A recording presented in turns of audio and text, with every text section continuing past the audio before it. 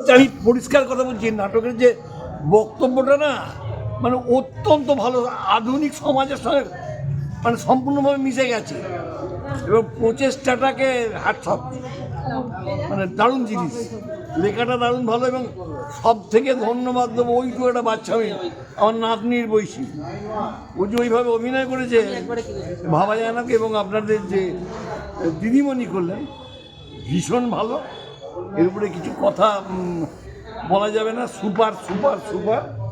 এবং ওই যে ভদ্রলোক যে গুন্ডার টাইপের চরিত্র, ওনার কণ্ঠটা খুব দারুণ ভালো, দারুণ ভালো। এবং ওই বয়স্ক ভদ্রলোক যে আমার বয়সী লোক বোধহয়, আমার 21 বছর বয়স, ভদ্রলোক যে এখন নাটকের সঙ্গে যুক্ত আছেন এটা অতুলনীয়।